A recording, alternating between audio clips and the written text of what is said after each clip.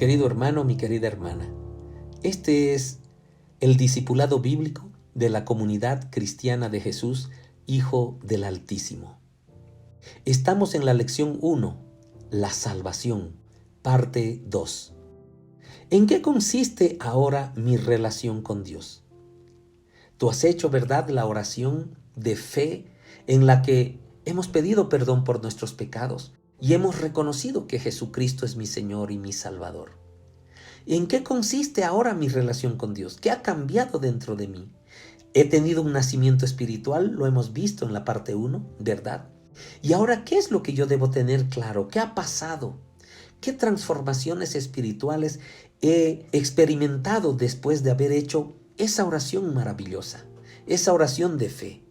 ¿Cómo es ahora mi relación con Dios? Dios es tu Padre Celestial y tú eres su Hijo. Qué cosa maravillosa, ¿verdad, mi hermano? Dios es tu Padre Celestial y tú eres su Hijo. Primera de Juan 2:1 dice: hijitos míos, dice el evangelista Juan, estas cosas os escribo para que no pequéis.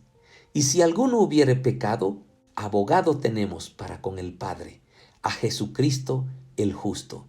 Abogado tenemos para con ¿quién? Para con el Padre. Ya es nuestro Padre, ¿verdad? Y nuestro abogado, ¿quién es? Jesucristo el justo. ¿Te das cuenta, mi hermano? Además, en Primera de Juan 3, versos 1 al 2 dice: mirad cuál amor nos ha dado el Padre, para que seamos llamados hijos de Dios. Por esto el mundo no nos conoce, porque no le conoció a Él.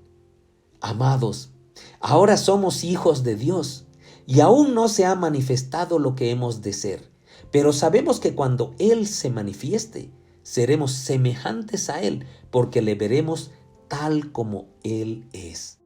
¿Te das cuenta? Son versículos, querido hermano, hermana, que nos están aclarando de que Dios es mi Padre Celestial y yo soy hijo. En aquel momento que yo he declarado mis pecados, he declarado y he aceptado a Cristo en mi vida, queridos, ha habido una transformación total espiritual en mí, en tu esencia. Es decir, Dios mismo ha ido a habitar en tu corazón y te ha dado la potestad, te ha dado la autoridad, te ha dado la oportunidad de ser su hijo. Y si tú eres su hijo, pues Él es tu papá. Él es tu Padre. Por eso dice en el versículo que acabamos de él: mira cuál amor nos ha dado el Padre. Mira la dimensión de amor que nos ha dado el Padre. ¿Quién es el Padre? Jehová de los ejércitos. Mira el amor que nos ha dado el Padre para que seamos llamados hijos de Dios. Por esto el mundo no nos conoce, dice, porque no le conoció a Él. ¿A quién no le conoció? A Dios. Amados, ahora somos hijos de Dios. Eres hijo de Dios, mi hermano. Eres hija de Dios, mi hermana. Y aún no se ha manifestado lo que hemos de ser. Aparte de que somos hijos e hijas de Dios, es decir, hay una cosa grandiosa la cual nosotros vamos a manifestar. ¿Cuándo? Cuando Él se manifieste, dice. ¿Quién es Él? Jesucristo. Seremos semejantes a Él porque le veremos tal como Él es. ¿Cuándo va a pasar toda esta manifestación transformadora en nosotros? Cuando Él se manifieste. ¿Y cuándo es esto? Cuando Jesús venga a las nubes, queridos hermanos, a recoger a su iglesia. Cuando Jesucristo venga a las nubes a recoger a su novia. Entonces, esa es la manifestación que estamos esperando para que nosotros nos manifestemos y en ese momento nosotros seremos semejantes a Él. ¿Qué vamos a tener como transformación? Todo, nuestros cuerpos, especialmente nuestro cuerpo. Nuestro cuerpo va a llegar a ser un cuerpo glorioso. El mismo cuerpo glorioso que Jesucristo tuvo cuando resucitó de los muertos. Jesucristo resucitó y tuvo y tiene ahora un cuerpo glorioso. Pues cuando Él se manifieste, cuando Él venga a las nubes a recoger a su iglesia, nosotros también seremos transformados a un cuerpo glorioso. Entonces nos vamos a manifestar de la misma forma cuando Él se manifieste, porque seremos semejantes a Él. Es decir, Jesucristo tiene ya un cuerpo glorioso porque es el primogénito de la resurrección y nosotros también seremos transformados a un cuerpo glorioso. Qué maravilloso, ¿verdad, mi hermano? Ahora que eres salvo, Dios ya no se relaciona contigo como si tú fueras un pecador. Dios se relaciona contigo como con un hijo. Así es, ya no eres un pecador a los ojos de Dios. Eres el Hijo de Dios. Segunda Corintios 6:18 dice, y seré para vosotros por Padre, y vosotros me seréis hijos e hijas, dice el Señor Todopoderoso. Qué gran bendición hemos recibido por solo hacer, queridos hermanos, aquella oración honesta, sincera, aquel momento de humillación en la presencia de Jesús, declarando nuestros pecados y pidiendo que nos perdone. Queridos, la relación entre Dios y tú la vamos a ver 9 veces en la relación terrenal entre un padre y su hijo. Escucha esto. Esto es lo que nosotros vemos en la relación de un padre. Quizás tú eres papá, quizás tú eres mamá. Esta estoy seguro que es tu relación con tus hijos. Un buen padre ama a su hijo y se preocupa por él, ¿verdad? Lo mismo Dios, lo mismo nuestro Padre Celestial. De la misma manera que nosotros apreciamos eso en un buen padre aquí en la tierra con respecto a sus hijos, es lo mismo de parte de Dios. Primera de Pedro 5:7 dice, echando toda vuestra ansiedad sobre Él, porque Él tiene cuidado de vosotros. Un buen padre protege a su hijo. Lo conocemos, ¿verdad? Si tú eres papá, tú proteges a tu hijo. Y escucha lo que dice Mateo 18:6. Y cualquiera que haga tropezar a alguno de estos pequeños que creen en mí, mejor le fuera que se le colgase al cuello una piedra de molino de asno y que se le hundiese en lo profundo del mar. Imagínate el castigo que va a recibir cuando alguien le hace daño a un pequeño que le llama Jesús, a un pequeño que cree en mí, es decir, a un hijo de Dios. ¿Te das cuenta el nivel de protección que tiene nuestro Padre sobre cada uno de nosotros? Ay de aquel que nos hace daño. Mejor le fuera que le colgasen al cuello una piedra de molino.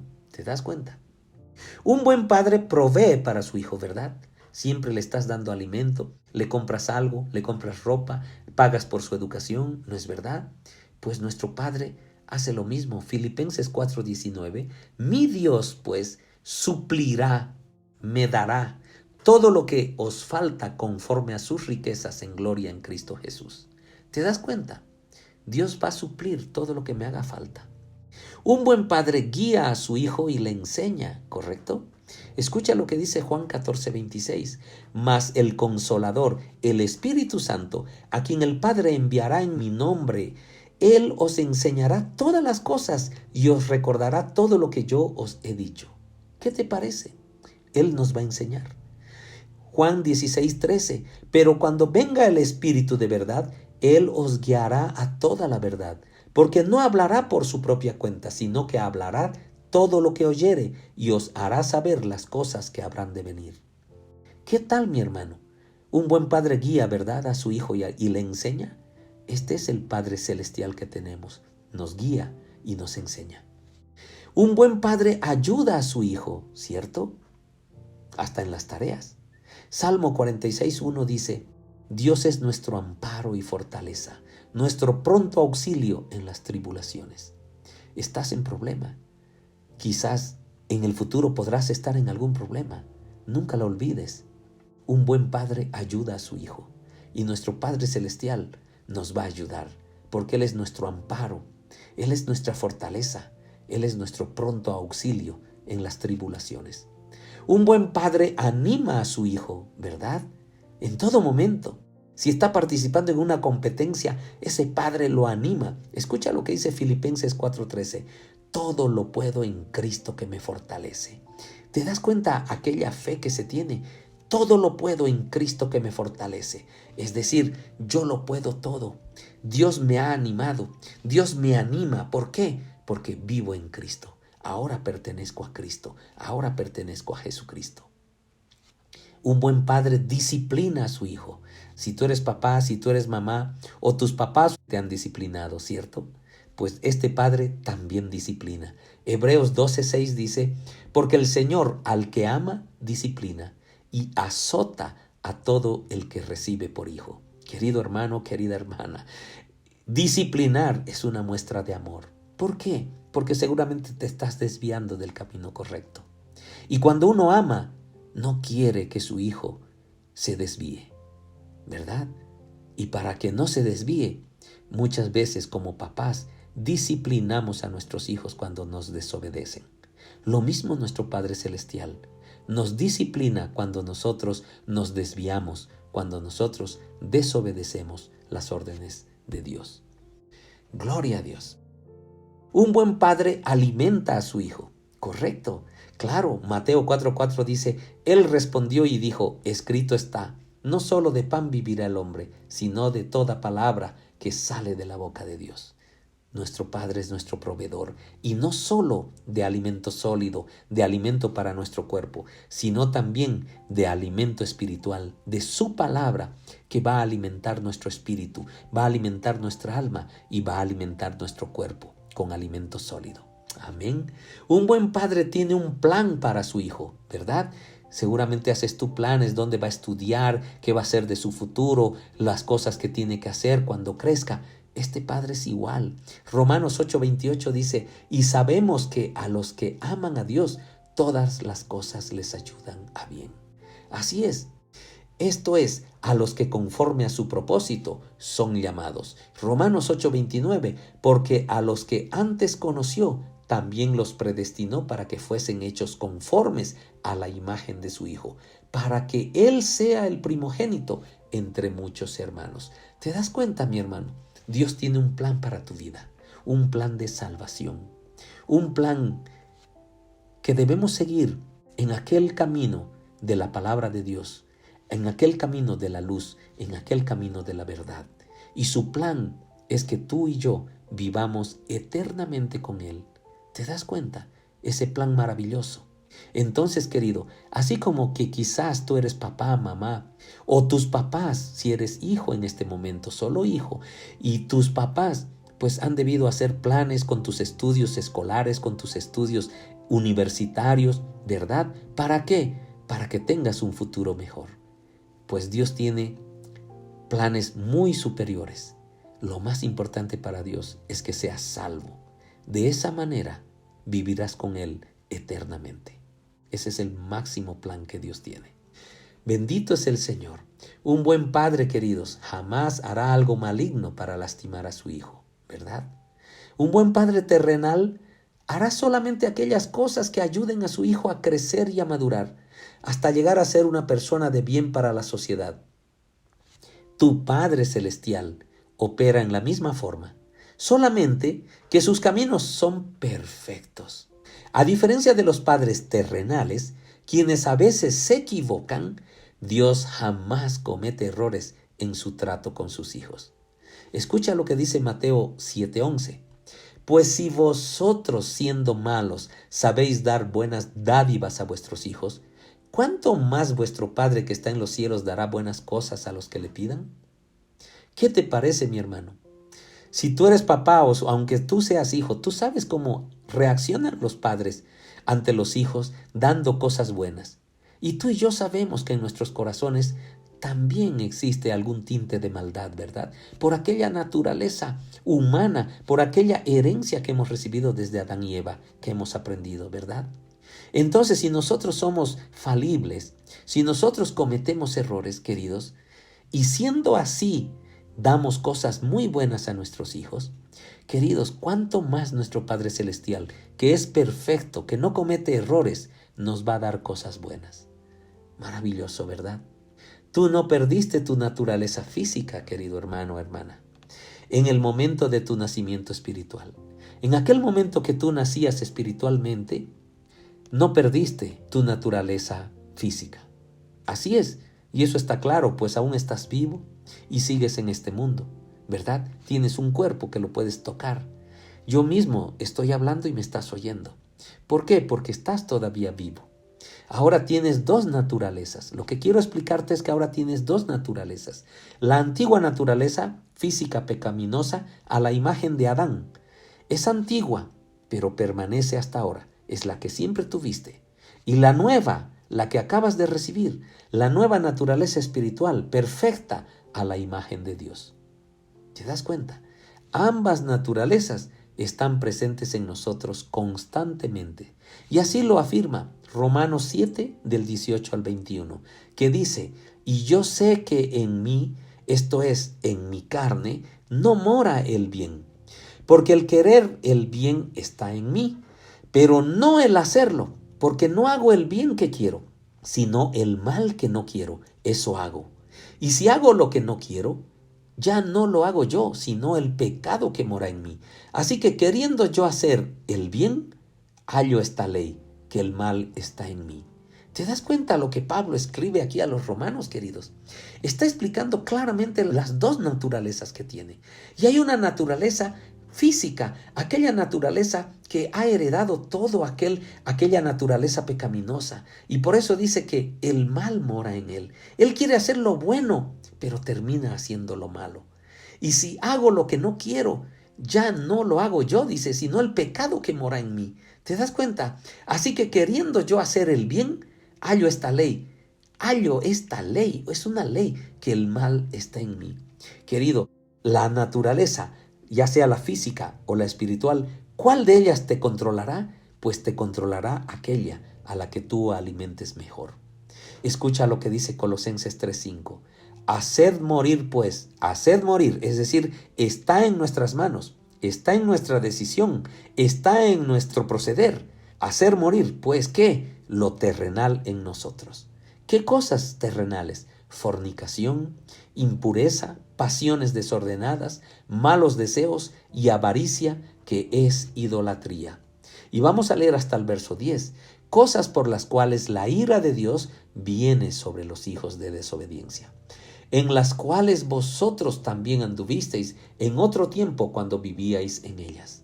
Pero ahora dejad también vosotros todas estas cosas: ira, enojo, malicia, blasfemia, palabras deshonestas de vuestra boca. No mintáis los unos a los otros, habiéndoos despojado del viejo hombre con sus hechos, y revestido del nuevo, el cual conforme a la imagen del que lo creó, se va renovando hasta el conocimiento pleno. Querido hermano, yo te invito, querida hermana, a que este pasaje bíblico de Colosenses capítulo 3 del verso 5 al 10 lo medites en estos días. Vuélvelo a leer. Justamente aquí te está hablando de que tu naturaleza física tiene que morir. Pero tiene que morir porque tú decides que muera. Y hacer morir la naturaleza física quiere decir no pecar. Quiere decir ya no fornicar. Ya no tener impurezas en mi corazón o en mi mente o en mis pensamientos. Pasiones desordenadas, aquellos deseos sexuales quizás que no son admitidos por Dios. Malos deseos y avaricia, ¿verdad? Y habla también de la ira, del enojo, de la malicia, de la blasfemia, palabras deshonestas de nuestra boca. ¿Sabes qué quiere decir palabras deshonestas, queridos? Malas palabras. Tú y yo sabemos, querido hermano, hermana, si salen malas palabras de nuestra boca. Tenemos que dejar esa naturaleza física, ¿verdad? No mintamos, dice el verso 9. No mintamos los unos a los otros, no nos mintamos, ¿verdad? Porque nos aclara ahí, ya nos hemos despojado del viejo hombre, ya no somos lo que éramos, ahora somos nuevos, dice Colosenses 3:10. Ahora estamos revestidos de lo nuevo, hemos nacido de nuevo, hay un nacimiento espiritual dentro de nosotros, el cual ha sido un nacimiento conforme a la imagen de ¿quién? De aquel que lo creó y que se va renovando hasta el conocimiento pleno. Vamos madurando, querido hermano, querida hermana, vamos creciendo hasta el conocimiento pleno. Hemos nacido, pero somos bebés, pero vamos a ir creciendo hasta el conocimiento pleno. Cuando estemos en ese nivel, espiritualmente hablando, seremos maduros. Queridos, unas cuantas preguntas básicas. Ahora que ya soy salvo, ¿verdad? ¿Todavía estoy expuesto a cometer pecado? Sí, así es. Pues aún tienes tu vieja naturaleza pecaminosa. Correcto. Escucha lo que dice Santiago, capítulo 4 del verso 4 al 7. Oh almas adúlteras, ¿no sabéis que la amistad del mundo es enemistad contra Dios? Cualquiera pues que quiera ser amigo del mundo, se constituye enemigo de Dios. ¿O pensáis que la Escritura dice en vano, el Espíritu que Él ha hecho morar en nosotros nos anhela celosamente? Pero Él da mayor gracia. Por esto dice, Dios resiste a los soberbios y da gracia a los humildes. Someteos pues a Dios, resistid al diablo y huirá de vosotros. ¿Te das cuenta?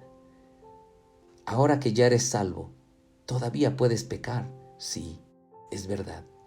Pero escucha esto. ¿Y si yo peco, en qué afecta eso mi relación con Dios? ¿En qué afecta si yo peco en mi relación con mi Padre Celestial? Dios no te echará fuera de su familia. Importante que lo sepas. Dios no te echa fuera de su familia. Él te disciplinará como a un hijo. Escucha lo que dice Hebreos, capítulo 12 del verso 5 al 11. Y habéis ya olvidado la exhortación que como a hijos se os dirige diciendo, Hijo mío, no menosprecies la disciplina del Señor, ni desmayes cuando eres reprendido por Él, porque el Señor al que ama disciplina y azota a todo el que recibe por hijo. Si soportáis la disciplina, Dios os trata como a hijos, porque ¿qué hijo es aquel a quien el Padre no disciplina? Pero si se os deja sin disciplina, de la cual todos han sido participantes, entonces sois bastardos y no hijos. ¿Sabes lo que es bastardo? Un hijo sin padre. Por otra parte, tuvimos a nuestros padres terrenales que nos disciplinaban y los venerábamos. ¿Por qué no obedeceremos mucho mejor al Padre de los Espíritus y viviremos? Y aquellos ciertamente por pocos días nos disciplinaban como a ellos les parecía, pero para lo que nos es provechoso, para que participemos de su santidad. Es verdad que ninguna disciplina al presente parece ser causa de gozo, sino de tristeza, pero después da fruto apacible de justicia a los que en ella han sido ejercitados. Te invito, mi hermano, mi hermana, a que medites también en esta porción bíblica. Te vas a dar cuenta una gran verdad, querido hermano, querida hermana, ¿verdad? Que vamos a recibir disciplina de Dios, pero es netamente por amor, porque nos ama. Quizás quedemos entristecidos, como dice el verso 11. Ninguna disciplina parece ser causa de gozo, sino de tristeza, pero después da fruto apacible de justicia, ¿verdad? Entonces, mis hermanos, si yo peco, ¿en qué afecta eso mi relación con Dios? Es muy probable que Dios discipline tu vida. Y si yo peco, ¿qué debo hacer? ¿Qué debo hacer? Confiesa, mi hermano. Confiesa, mi hermana, ese pecado a Dios. Confía en la sangre de Jesucristo para limpiarte y apártate del pecado. Ya no peques más. Primera de Juan, capítulo 1, del verso 6 al 10, dice así.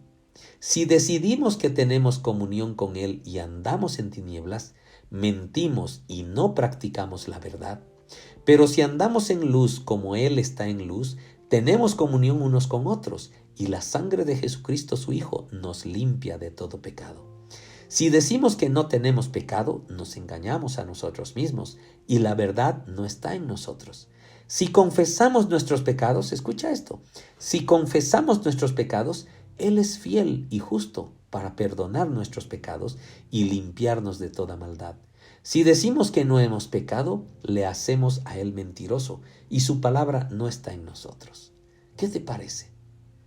Proverbios 28:13 dice, el que encubre sus pecados no prosperará, mas el que los confiesa y se aparta alcanzará misericordia. Querido hermano, querida hermana, tú has recibido salvación por la gracia de Dios, no porque te lo mereces.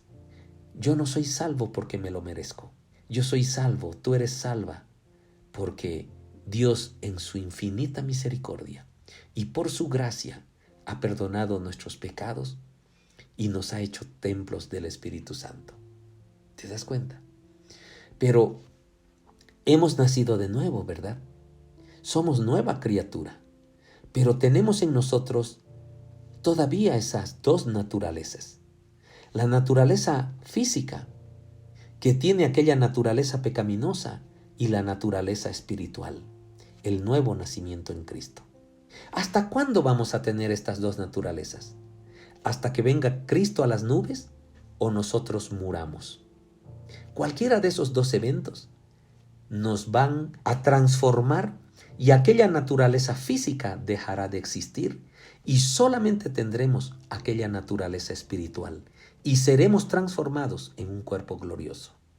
¿Te das cuenta? Pero mientras sigamos en la tierra, mi hermano, mientras Cristo no venga a las nubes a recoger a su iglesia y mientras tú no mueras, tú tienes esas dos naturalezas. Y mientras tengamos esas dos naturalezas, estamos, queridos hermanos, todavía con la posibilidad de pecar hoy día, de pecar mañana, de pecar pasado mañana. Pero mi hermano, mi hermana, tenemos aquella gran bendición, aquella gran herramienta que el Señor dejó en nuestras manos, que pidamos perdón y debemos pedir perdón. Podemos seguir pecando, pero el Señor conoce nuestro corazón. Si tú pecas adrede, con premeditación y alevosía, dirían los abogados, ¿verdad? Pues no le agrada al Señor. Con certeza estará entristecido su corazón. Tenemos que buscar vivir en santidad, cada día mejor. Hemos visto ahí unas características que son del viejo hombre, de la vieja mujer, pues somos nuevos en Cristo.